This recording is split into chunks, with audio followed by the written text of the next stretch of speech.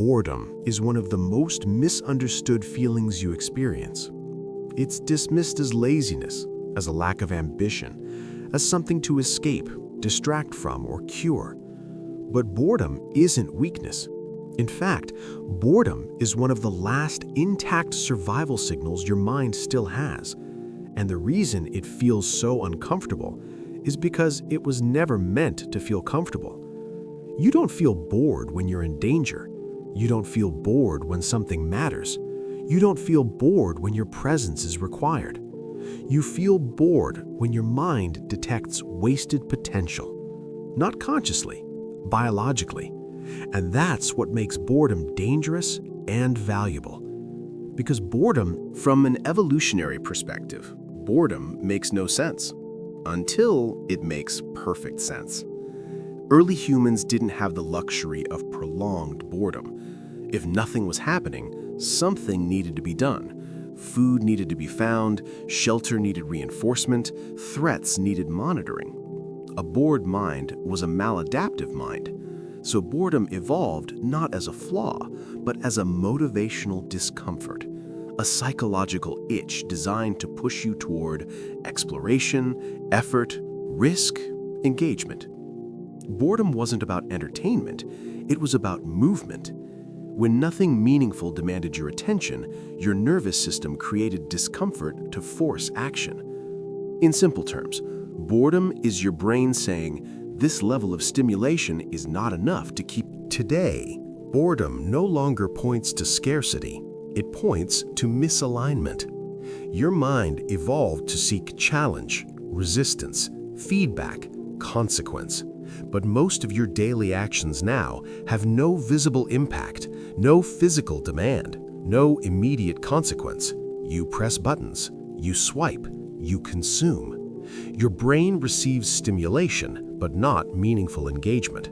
So the boredom signal stays on. And because the signal has nowhere to go, it turns inward. That's when boredom starts feeling like restlessness, irritability, emptiness, quiet despair. Not because you're broken, but because your survival system. Most people respond to boredom by numbing it. Scrolling, streaming, background noise, endless novelty. But distraction doesn't resolve boredom, it postpones it. Here's why. Distraction satisfies your senses, but ignores your agency. Your brain doesn't want stimulation, it wants participation. It wants effort that matters, decisions that have weight, actions that change something.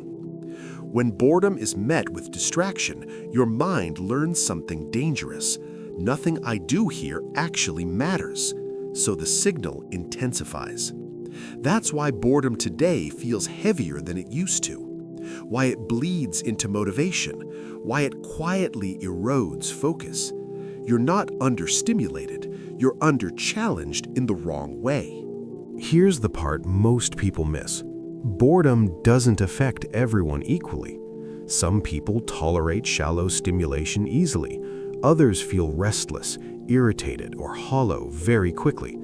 That difference isn't random. Highly perceptive minds, reflective, analytical, observant minds detect meaninglessness faster. They feel boredom sooner because their threshold for significance is higher. Boredom in this case is not dysfunction. It's a filter, a sign that your mind refuses to settle for low-stakes existence. Which is why boredom is often misdiagnosed, not clinically, but culturally. People assume boredom means when boredom is ignored long enough, it mutates.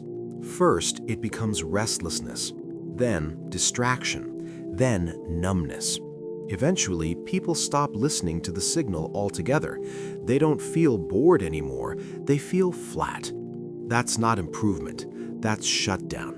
A nervous system that has learned its signals won't be answered eventually stops sending them. This is why prolonged boredom can quietly lead to apathy, disengagement, loss of curiosity, loss of identity.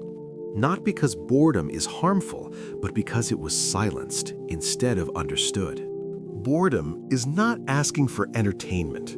It's asking for friction. something that resists you, something that pushes back, something that demands your full presence. Not every action can satisfy boredom, only actions that involve effort, uncertainty, skill, and consequence. This is why passive leisure doesn't restore you. Constant stimulation exhausts you, and easy pleasures feel empty. Your nervous system is calibrated for earned satisfaction, not instant relief. Boredom is your internal pressure gauge telling you you are capable of more strain than this. Here's a subtle truth. Boredom threatens identity. When nothing demands you, you're forced to confront who you are without roles, tasks, or noise. That silence is uncomfortable, not because it's empty, but because it exposes unexpressed capacity. Boredom reveals unused strength, postponed risks, delayed decisions. It asks questions you can't scroll past. That's why people fear it, not consciously, biologically. If boredom is a survival mechanism, then the goal isn't to eliminate it. The goal is to respond to it accurately, not with more stimulation, not with more thinking, but with purposeful strain. This doesn't mean doing something impressive. It means doing something that costs you effort and attention, something that would feel unnecessary but meaningful. Walking when you could ride, building when you could buy, learning when you could consume, choosing difficulty when ease is available. Boredom fades not when life becomes easier, but when life becomes engaging again. Boredom isn't your enemy. It's one of the last honest messages your mind still sends, a signal that says you are not meant to live this passively. Ignore it long enough, and it will turn into something heavier. Listen to it, and it becomes direction. Not toward pleasure, not toward escape, but toward a life that asks something of you. Because survival was never about comfort, it was about participation. And boredom exists to remind you when you've stopped participating.